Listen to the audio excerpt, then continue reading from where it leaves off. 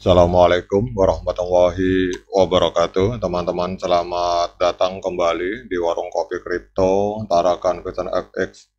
Sebelumnya saya ucapkan terima kasih pada teman-teman yang sampai hari ini masih setia menemani nongkrong sambil ngopi di Warung Kopi Kripto Tarakan Vision FX.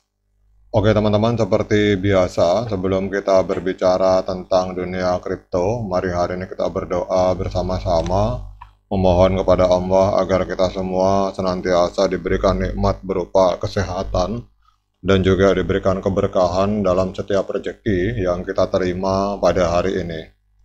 Kemudian untuk teman-teman yang belum bergabung bersama grup Telegram yang bernama Tarakan Vision Free Airdrop, saya mengajak teman-teman untuk bergabung ke dalam grup ini. Untuk linknya akan saya sertakan di deskripsi video.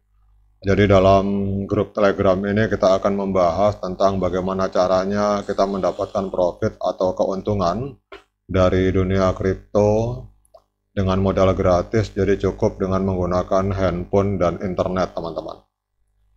Oke teman-teman, hari ini kita akan jalan-jalan ke akun Twitter dari Chris Cosma. Jadi bagi teman-teman yang belum tahu tentang Chris Cosma, beliau ini adalah mantan moderator dari P-Network teman-teman. Jadi kalau kita lihat di sini, beliau menulis tentang P-Network, kemudian beliau menyatakan diri sebagai former P-Network moderator aka Cozy. Jadi beliau ini adalah mantan moderator dari P-Network, sehingga sedikit banyak beliau mengerti apa yang ada di dalam dapur dari core team teman-teman. Kemudian beliau di sini menyatakan bahwa beliau menulis setiap minggu sepertinya ini sebuah artikel tentang P-Network, sehingga pionir bisa mendapatkan akses untuk mendapatkan konten dengan kualitas yang bisa dipertanggungjawabkan teman-teman. Oke teman-teman, hari ini kita akan membahas tentang artikel dari beliau ini sebagai mantan moderator. Jadi kita akan membahas tentang harga P-Network dari perspektif seorang mantan moderator dari P yang sedikit banyak pasti tahu apa yang ada di dapur dari core team teman-teman. Jadi ini artikelnya memiliki judul apa yang mempengaruhi harga P. Jadi dia di sini dinyatakan bahwa ini pembahasan tentang harga dari P. Ini adalah pembahasan yang merupakan pembahasan yang cukup panas. Tapi pertanyaannya, apa yang mempengaruhi harga dari P teman-teman? Kemudian berapa harga satu P pada saat open mainnet? Jadi kita akan membahas tentang artikel ini yang ditulis oleh mantan moderator dari P. Jadi beliau di sini menyatakan bahwa pertanyaan yang nilainya jutaan dolar teman-teman. Jadi pada saat ada pertanyaan berapa harga satu koin P, itu adalah pertanyaan yang bernilai jutaan dolar, million dollar question. Jadi memang ini menjadi pertanyaan bagi kita semua, terutama para pionir, berapa harga satu P pada saat open mainnet.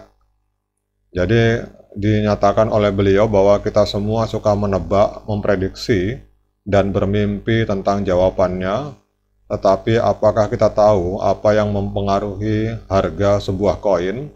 Dalam video ini kita akan berbicara atau melakukan investigasi tentang 3 hal teman-teman.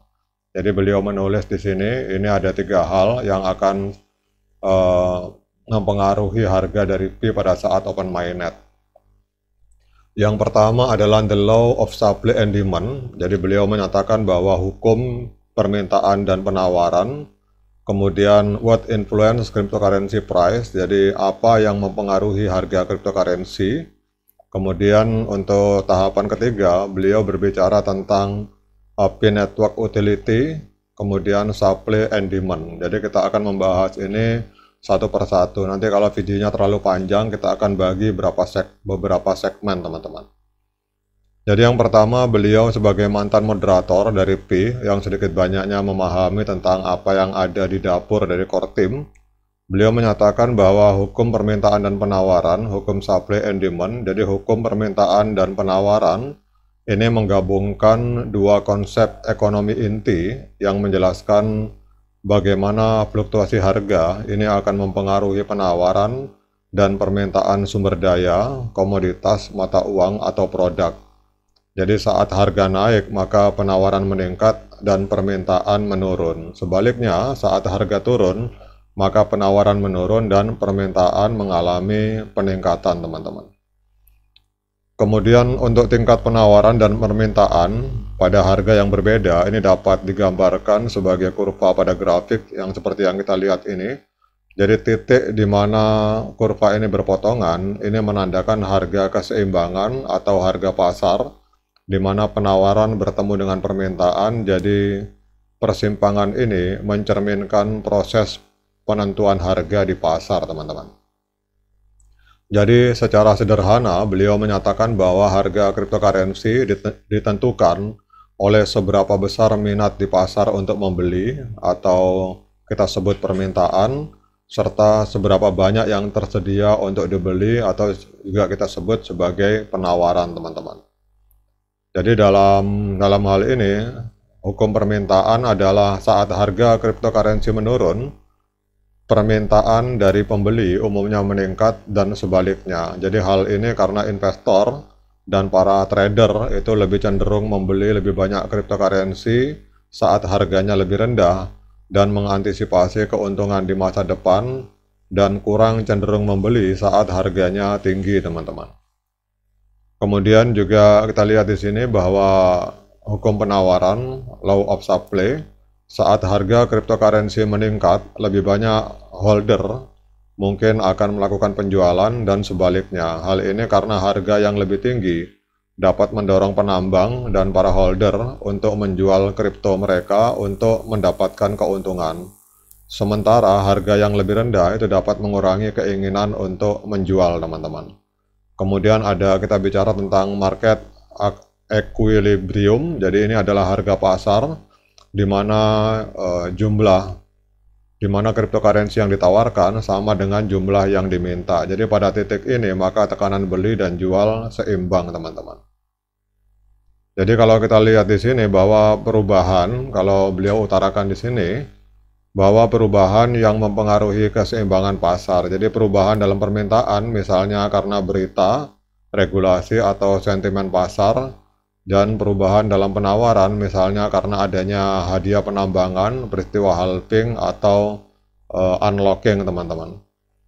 Jadi misalnya peningkatan permintaan secara tiba-tiba tanpa peningkatan penawaran yang sesuai itu dapat mendorong kenaikan harga. Sebaliknya, penambahan penawaran yang besar tanpa permintaan yang cukup kemungkinan akan menekan harga cryptocurrency tersebut, teman-teman. Jadi ini adalah beliau berbicara bahwa ternyata dalam perspektif moderator dan dalam perspektif core team, ini harga P ini salah satunya yang menentukan adalah hukum supply and demand, teman-teman. Jadi untuk video ini kita akan bagi beberapa segmen supaya kita bisa memahami apa yang menjadi tolok ukur pemikiran dari core team, kemudian juga apa yang ada di benak para moderator tentang harga dari koin P, teman-teman. Semoga ini bisa menambah literasi dan wawasan bagi kita semua. Untuk sementara ini sekian dulu karena nanti terlalu panjang videonya, teman-teman.